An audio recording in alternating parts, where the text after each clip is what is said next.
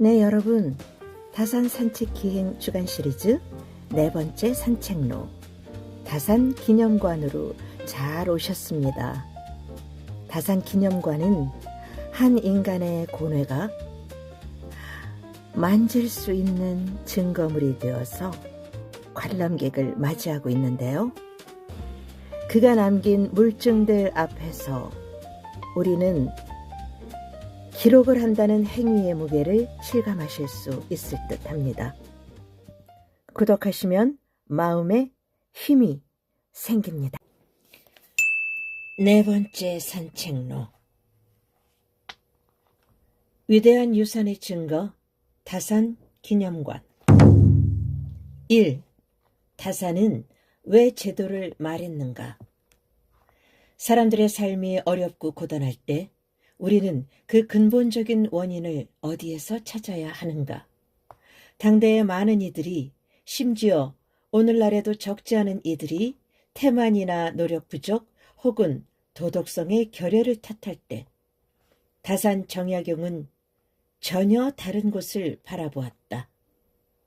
그는 한두 사람의 불행이나 빈곤을 개인적 실패로 치부하지 않고 백성 전체의 삶을 거대하고 체계적으로 짓누르고 있는 구조적인 문제를 직시했다. 이는 통치자의 개인적 덕성이나 백성의 도덕적 교화를 강조하던 당대의 주류 담론에서 벗어난 관점의 전환이었다. 다산이 파악한 민생의 고통, 그 핵심에는 개별적인 사람이 있기 이전에 국가의 근본적인 운영체제, 즉 제도가 자리하고 있었다. 다산은 세상 사람들의 삶이 이토록 피폐한 까닭이 다름 아닌 국가의 제도에 심각한 결함이 있기 때문이라고 판단했던 통찰은 사람을 움직이는 궁극적인 힘은 제도라는 확고한 믿음에 바탕을 둔다. 물론 아무리 잘 만들어진 제도가 있더라도 그것을 지키고 따르는 사람이 없다면 무용지물일 것이다. 하지만 다산은 인간의 본성이나 선한 의지에만 기대는 정치가 얼마나 취약한지 통찰했다. 그는 사람의 일시적인 선한 의지나 개인적인 노력보다 상위에 존재하며 오히려 그 의지와 노력을 올바른 방향으로 이끌어내고 때로는 강제하는 추동력이 바로 국가의 제도라고 보았다. 제도는 인간의 이기심조차 공공의 이익에 부합하는 방향으로 유도할 수 있어야 했다. 제도가 반듯하게 서면 비록 개개인의 편차는 있을지라도 백성의 삶 또한 그 견고한 틀 안에서 안정을 찾고 반듯하게 설 수 있다는 것이 그의 신념이었다. 이러한 다산의 고민과 경륜이 집약된 책이 바로 경세유표이다. 경세란 본디 세상을 경영하고 질서를 바로잡는다는 뜻으로 유학자이자 관료였던 그에게는 필생의 과업이었다. 따라서 이 책은 다산이 조선의 임금에게 간절히 전하고 싶었던 국가 경영론인 동시에 이미 근간부터 썩어 문드러져 무너져 내린 나라를 다시 세우기 위한 총체적인 개혁의 청사진이었다. 국가라는 시스템 자체를 재설계하려는 거대한 설계도였던 셈이다. 우리는 이 위대한 저술이 탄생한 배경을 반드시 기억해야 한다. 다산은 권력의 핵심부, 즉 조정의 안락한 집무실에서 임금의 총애를 받으며 이 책을 쓰지 않았다. 그는 머나먼 유배지, 강진의 적막한 골방에서 기약 없는 시간을 보내며 파탄난 나라의 현실을 그저 고통스럽게 전해 들어야만 했다. 정조 시절 자신의 높은 뜻을 마음껏 펼쳤던 총명한 개혁가는 이제 정적들에 의해 밀려나 모든 관직과 희망을 박탈당한 채 귀양지에 묶여있는 신세였다. 당시의 임금은 순조였으니 다산이 한창 정계에 있을 때 어린 세자로서 분명 만났을 터이다. 권력의 정점에서 가장 참혹한 나락으로 떨어진 이 극단적인 거리감이 역설적이게도 그에게는 권력 내부자들은 결코 결코 볼 수 없었던 나라의 병폐를 속속들이 투시할 수 있는 날카로운 시선을 제공했다. 비록 육신은 남쪽 끝 유배지에 묶였으나 나라와 백성을 향한 그의 불타는 마음까지 묶을 수는 없었다. 자신은 이미 죄인의 신분으로 유배 생활을 하고 있지만 저 궁궐의 임금께서만은 자신의 충심 어린 뜻을 받아 세상에 펼쳐주시기를 바라는 마음으로 붓을 들었다. 설령 자신이 이 유배지에서 살아서 나가지 못하고 죽음을 맞이하더라도 이 나라를 근본부터 개혁하는 방안만큼은 반드시 임금께 올려야 한다는 처절한 일념으로 저술한 것이다. 그는 나라가 안에서부터 무너져 내리는 소리를 듣고 있었으며 이는 사소한 보수가 아니라 전면적인 재건축이 필요한 시점임을 직감했다. 그가 현실 정치에서 배제되어 직접 칼을 잡고 개혁을 실행할 수 없었기에 그의 개혁 의지는 역설적으로 더욱 순수하고 절박하게 글로 응축되었다. 그 참담하고도 절박한 심정은 책의 제목에 고스란히 드러난다. 바로 경세유표이다. 경세는 혼란한 세상을 구하고 다스린다는 뜻이다. 그리고 유표는 신하가 죽어서 임금께 올리는 글, 즉 피눈물로 쓴 유언과도 같은 상소문을 의미한다. 신하가 임금에게 올릴 수 있는 마지막 글이자 자신의 생명과 평생의 학문적 성취 모든 것을 걸고 올리는 마지막 호소인 셈이다. 다사는 어쩌면 이 책을 살아서 완성하고 임금께 올릴 수 있으리라 기대하지 않았을지도 모른다. 자신이 이 서늘한 귀양지에서 숨을 거둔 뒤에라도 이 피 끓는 개혁안이 부디 옥좌에 전달되어 나라를 바로잡는데 단 하나의 벽돌이라도 되기를 바라는 마음, 그것이 바로 유표라는 비장한 두 글자에 담겨 있다. 이처럼 한 명의 위대한 경세가가 자신의 모든 것을 걸고 심지어 죽음 뒤에나 올릴 수 있는 글을 써야만 했던 시대적 상황은 당시 세도 정치가 얼마나 극단적으로 엉망진창이었는지를 역설적으로 증명한다. 나라의 근간이 되는 법과 제도가 더 이상 공공의 것이 아니었다. 그것은 소수의 유력 가문에 의해 철저히 사유화되었고 백성을 돕는 공기가 아니라 그들의 피를 빠는 수탈의 도구로 전락했던 암흑의 시절이었다. 제도가 공정성을 잃고 사적 이익의 도구로 변질될 때 국가는 존재 이유를 상실하고 백성의 삶은 지옥으로 변한다. 홍경래에 난 것 같은 민중의 봉기는 이러한 구조적 모순이 골마 터진 필연적 결과였다. 그렇기에 경세의 유표는 박물관 유리상자 속에 갇힌 그저 오래된 책 한 권으로만 볼 수 없다. 국가란 본디 그에 속한 사람들이 최소한의 사람다운 삶을 영위할 수 있도록 보장해야 하는 존재이다. 하지만 다산이 피눈물로 고뇌하던 시기와 마찬가지로 21세기를 사는 지금 우리가 겪는 현실에도 여전히 그렇지 못한 부분이 너무나 많다. 우리가 경험하는 불평등, 기회의 불균형, 공정성의 위기 역시 그 근원을 파고들면 결국 제도의 문제와 맞닿아 있다. 잘못된 제도가 혹은 제도의 부재가 개인의 삶을 어떻게 무참히 규정하고 때로는 어떻게 송두리째 파괴할 수 있는지를 보여주는 통렬한 고발장이자 기록이다. 다산이 던진 근본적인 질문, 즉 사람다운 삶을 보장하는 진정한 국가는 어떻게 만들어지는가라는 물음은 수백 년의 시대를 관통하여 지금 우리에게 닿는다. 그렇기에 이 책은 이 공동체의 일원으로 함께 살아가며 국가란 무엇인가를 고민하는 모든 이에게 지표가 될 수 있다. 우리는 다산과 같은 날카로운 시선으로 지금 우리가 발딛고 선 이 사회의 법과 제도가 과연 사람을 향하고 있는지 아니면 소수의 이익을 위한 도구로 작동하고 있지는 않은지 그 본질을 꿰뚫어보고 끊임없이 물어야 할 것이다. 2. 무너진 시대가 낳은 절박함. 경세 유표. 다산이 붓을 들어 경세 유표를 구상하던 시기 조선은 세도 정치라는 깊은 수렁에 빠져 있었다. 이는 왕권이 유명무실해지고 소수의 외척 가문이 국가의 모든 권력을 장악하여 사익을 추구하던 비정상적인 시기였다. 나라의 공적인 기강이 무너지자 그 피해는 당연하게도 가장 힘없는 백성들의 몫이 되었다. 특히 경제적인 부분에서 백성들에게 지워진 부담은 실로 상상을 초월했다.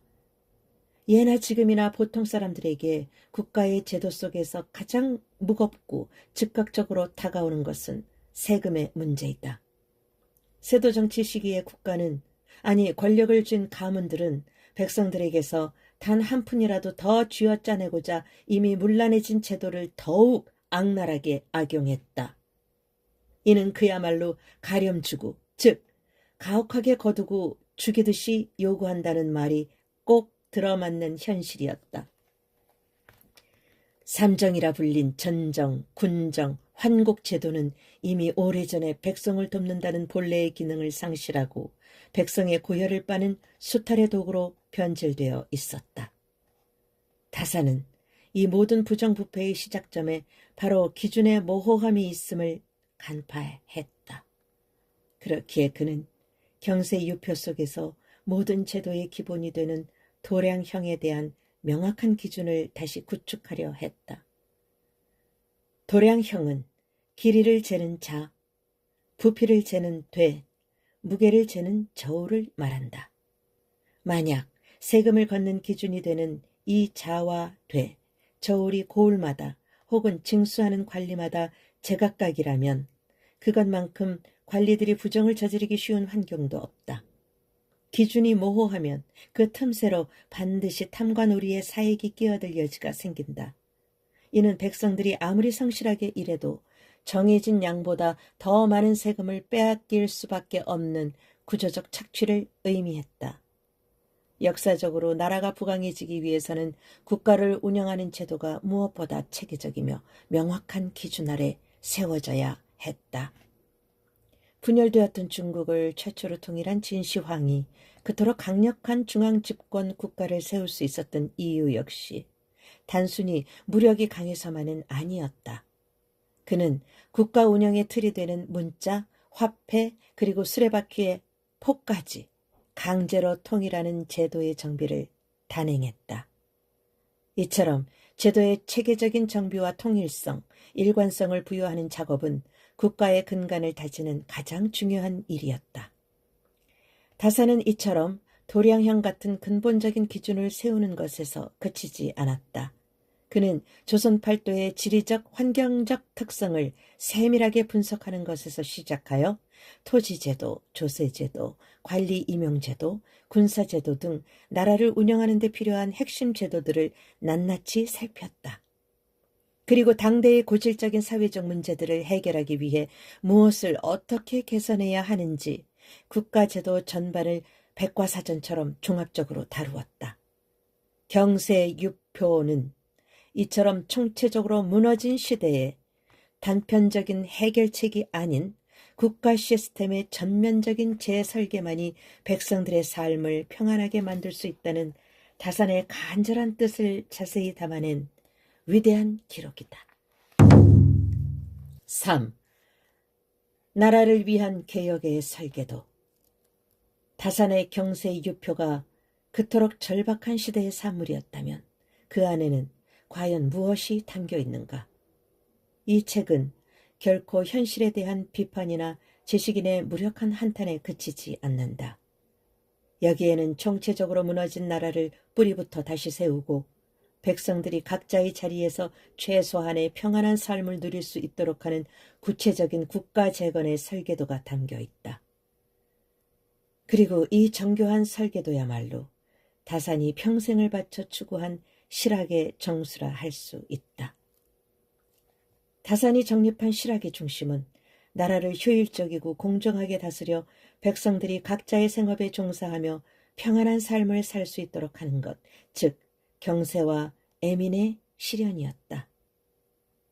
경세의 유표의 방대한 내용을 살펴보면 다산의 학문이 궁극적으로 지향하는 바가 바로 이 국가 경영이라는 거대한 목표임을 분명히 알 수 있다.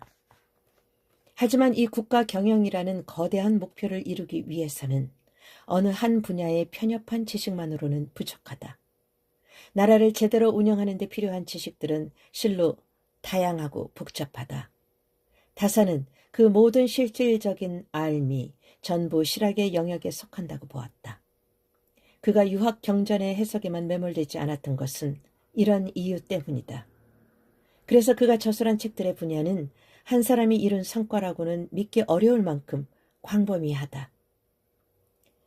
국가의 중앙과 지방 행정 체제는 물론이고 당장 사람을 살리는 의학과 백성의 마음을 어루만지는 음악, 질서를 세우는 법학, 억울함을 푸는 법, 의학에 이르기까지 세상의 다양한 분야를 두루 탐구하고 체계화했다. 특히 우리가 주목해야 할 점은 그의 그토록 방대한 학문이 언제나 가장 낮고 고통받는 보통의 백성들을 향해 있었다는 사실이다. 추상적인 이념이나 명분이 아니라 지금 당장 굶주리고 병들고 억울한 그들이 조금이라도 나은 삶을 살 수 있게 하는 실질적인 방안을 모색하는 과정에서 다산의 저술은 시대를 초월하여 더욱 빛을 발한다. 그 대표적인 예가 바로 당시 아이들의 목숨을 무수히 앗아갔던 홍역의 치료법을 집대성한 의학서 마과회통과 공정한 형벌 집행을 위한 형법서이자 법의학서인 흠흠신서이다. 마과회통은 당장 역병, 즉 홍역으로 속수무책 죽어가는 아이들을 살리기 위한 의학 지침서였다. 국가가 백성의 삶을 지킨다는 것은 거창한 구호가 아니라 이처럼 가장 기본적인 생명을 지키는 일에서부터 시작되어야 한다는 다산의 실용적인 생각이 고스란히 담겨 있다. 흠흠신서는 더욱 깊은 의미를 지닌다. 이는 다산의 막연한 애민정신이 공정하고 합리적인 법의 집행이라는 형태로 나타난 것이다. 문맹률이 높았던 당시에 힘없고 글을 모른다는 이유만으로 억울하게 옥살이를 하거나 사실과 다른 자백을 강요받아 과도한 처벌을 받는 백성들이 없도록 하기 위함이었다. 다산이 흠흠신서를 저술할 때 가장 중요하게 참고한 서적 중에는 중수무언록이라는 법의학서가 있는데 그 제목 자체가 원통하고 억울한 죽음이 없게 하라는 뜻을 담고 있다. 그는 이 책을 바탕으로 조선의 실정에 맞는 과학수사 지침을 제시했다. 비록 조선이 엄격한 신분제 사회이자 전제 군주 국가였음에도 나라를 경영하는 기본적인 기준은 성문화된 법률이었다. 물론 전근대 사회의 특성상 임금의 말이 곧 법이 되는 경우도 많았고 법의 해석과 집행이 자의적일 때가 많았다. 다산은 바로 그렇기에 더욱 공정하고 체계적인 법률의 집행이 중요하다고 역설했다. 법 자체가 아니라 그 법을 다루는 관리의 태도와 절차를 문제 삼은 것이다. 흠흠신서는 바로 그 법 집행의 과정에서 단 한 명의 백성이라도 억울함이 없도록 하려는 법률 시스템 개혁의 구체적인 실천 방안이었다. 이 책들은 경세 유표가 그리고자 했던 백성을 위한 나라라는 거대한 청사진을 구성하는 매우 구체적이고 실질적인 부분들이다. 두 책 모두 담론이 아닌 백성들의 실생활에서 가장 절실하게 필요한 삶과 죽음의 지식들을 담고 있다. 이처럼 마과회통과 흠흠신서에서 볼 수 있듯 다산의 학문은 관념 속을 헤매지 않고 구체적인 현실에 단단히 발을 딛고 있었다. 세상은 결국 이름 없는 보통의 백성들로 하여금 돌아가고 있음을 다산은 뼛속 깊이 알고 있었다. 경세 유표는 바로 이러한 그의 실사구시 철학이 집대성된 나라 전체를 위한 거대한 개혁의 설계도였던 셈이다. 4. 좋은 시스템과 현명한 사람. 경세 유표가 국가를 운영하는 거대한 틀, 즉 시스템에 대한 설계도라면 그와 한 쌍을 이루는 책이 있다. 바로 목민심서이다. 이 책은 그 좋은 틀을 운영해야 할 사람, 곧 백성을 다스리는 위정자들이 가져야 할 태도와 자세를 담고 있다. 경세 유표가 실학의 관점을 비중 있게 다룬다면 목민심서는 사람의 마음을 다루기에 유학의 관점이 상대적으로 더 드러난다. 하지만 두 책 모두 실학과 유학의 관점이 적절히 섞여 있다. 이 둘은 서로 떨어질 수 없는 단짝과 같다. 세상을 움직이는 것은 결국 사람이지만 그 사람들이 올바르게 움직이며 잘 살 수 있도록 이끄는 것은 국가 운영의 틀인 제도이기 때문이다. 그러나 다사는 이 둘 중에서도 국가 운영의 틀, 즉 제도의 우선순위를 둔다. 아무리 현명한 사람이 있어도 제도가 잘못되어 있다면 개인의 역량만으로는 한계가 명확하기 때문이다. 그렇다고 다산이 제도를 차갑게만 바라본 것은 아니다. 경세 유표가 실학의 정수처럼 보일지라도 그 기반에는 사람을 향한 유학의 철학이 깊이 자리하고 있다. 바로 맹자가 말한 항산과 항심의 가르침이다. 이는 왕도 정치의 기반이 되는 철학으로 임금의 정치는 항상 백성을 향해야 하며 무엇보다 백성이 배불러야 한다는 뜻을 담고 있다. 항산, 즉 먹고 사는 경제적인 부분이 최소한이라도 안정되어야 항심, 곧 평정심을 가지고 사람답게 살 수 있다는 것이다. 사람은 이 평정심이 없으면 바른 삶을 꾸려갈 수 없다. 다사는 경세 유표를 통해 바로 이 백성들의 항산을 지켜주고 싶었던 것이다. 백성들의 항산을 지키기 위해 국가 운영의 틀인 제도를 촘촘히 정비하여 부정부패를 차단하고 그들의 삶이 다시 정상 궤도에 오를 수 있도록 해주고 싶었을 것이다. 그러나 현실은 그렇게 되지 않았다. 조선의 세도 정치 시기, 임금과 위정자들은 자신들의 배를 불리기에 바빴고 백성들의 안위는 관심 밖이었던 것이다. 일부 가문의 힘이 임금의 힘보다 강했던 시기로 백성을 향한 정치는 일찍이 무너져 있었다. 이러한 비극적인 퇴보는 어쩌면 다산을 그토록 아꼈던 정조의 구상이 그의 급작스러운 승하로 중단되었기 때문에 발생한 것인지도 모른다. 정조가 1800년에 갑자기 세상을 떠나면서 그가 추진했던 여러 개혁적인 제도들은 힘을 잃었다. 어린 순조가 왕위에 오르고 정순왕후가 수렴청정을 하면서 조선의 정치는 세도 정치로 퇴보하게 된다. 총명했던 다산은 정조가 승하하는 순간 자신의 정치 생활이 끝났음을 직감했던 모양이다. 그는 곧바로 고향인 마제로 낙향했다. 그러나 정권을 잡은 다산의 반대 세력은 낙향한 그를 가만두지 않았다. 결국 서학을 가까이 했다는 이유로 형제들과 엮여 기나긴 유배 생활을 떠나게 된다. 왕도 정치가 무너졌던 그 암울한 세도 정치기에 다산은 유배지에서 자신이 직접 정계에 진출하여 뜻을 펼칠 수 없음을 알았다. 그래서 그는 붓을 들었다. 자신의 철학과 생각이 담긴 국가 경영에 필요한 두 권의 책, 경세 유표와 목민심서는 그렇게 절망의 시간 속에서 탄생한 것이다. 5. 시대를 넘어선 다산의 해안. 다산의 저서들에는 그의 삶과 세상에 대한 철학이 담겨 있다. 그가 유배 기간과 유배가 풀린 후 여의당에서 저술한 책들을 자세히 살펴보면 유학을 밑바탕으로 그 위에 실학이 굳건히 자리하고 있음을 알 수 있다. 서로 달라 보이는 학문의 분야를 잇고자 하는 이러한 학문적 태도는 깊은 통섭이라 할 수 있다. 큰 틀에서 살폈을 때 다산의 실학은 결코 뿌리 없이 등장한 것이 아니라 그가 평생을 공부한 유학을 기반으로 하고 있다. 다산은 이러한 학문적 태도를 지녔기에 다른 사람들보다 세상을 바라보는 해안이 깊었다. 이는 그가 저술한 여러 권의 저술에 고스란히 담겨 있다. 다산이 방대한 분야의 지식을 꿰뚫어 하나로 묶어낼 수 있었던 것도 그의 꾸준한 공부를 통해 사물의 근본 이치인 물리를 터득했기 때문이다. 물리를 터득한 사람만이 가질 수 있는 그 해안의 밑바닥에는 항상 사람이 자리하고 있다.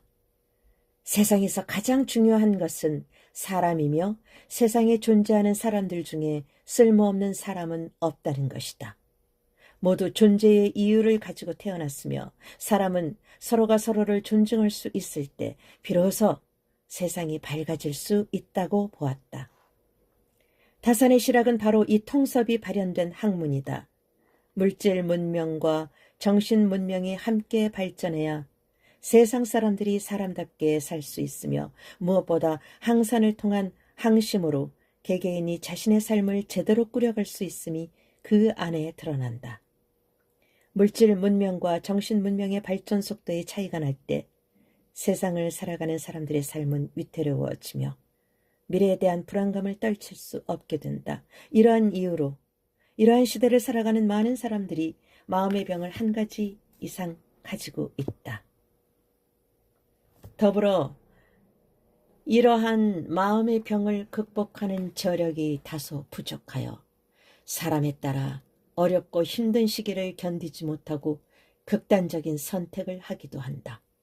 어쩌면 나라와 경제가 급속도로 발전하는 과정에서 정신 문명의 발전에 지체 현상이 일어나면서부터가 아닌가 한다. 다산의 경세 유표와 목민심서를 보면 그가 세상을 바라보는 해안이 얼마나 뛰어났는지 알 수 있다. 무엇보다 세상을 경영하는 것은 사람과 제도 그리고 물질의 운영이 서로 조화롭게 이루어져야 질서정연하고 평화로운 세상이 올 것이라 생각한 다산의 해안에 감탄을 금치 못한다. 필자가 생각하기에 우리가 사는 시대에는 다산과 같이 세상을 바라보는 해안을 가진 어른이 드물다. 그래서 사람들 간의 신뢰가 떨어지고 개인의 인생을 꾸리기에 바쁜 사회가 된 것이 아닐까 생각한다. 사람이 길을 잘못 들 수는 있다. 하지만 길을 잘못 들었음을 인식하게 되면 바른 길이 어딘지 찾게 되고 문제가 일어나는 것을 사전에 예방할 수 있다. 그런데 주변에 세상을 바라보는 해안을 가진 어른이 없기에 각자가 길을 헤매며 바른 길을 찾아가는데 시간도 오래 걸리고 시행착오가 많아져 쓸데없는 곳에 기력을 낭비한다. 정작 바른 길을 찾았을 때는 그 길을 걸어갈 힘조차 거의 남아있지 않게 된다. 이런 현상이 살아가는 사람들에게 자주 일어나고 있기에 각자가 인식하지도 못한 사이에 번아웃이 오기도 한다. 이런 점으로 인해 우리 시대의 인류는 정신적 스승이자 본받을 만한 해안을 가진 다산에게 매료되는 것이다. 그것은 화려한 재물이나 높은 벼슬이 만들어낸 것이 아닌 바로 이 묵묵한 덕목들이 쌓이고 쌓여 만들어낸 기적이었다. 네, 다산은 나라의 기틀을 마련하고자 경세 유포를 저술했습니다.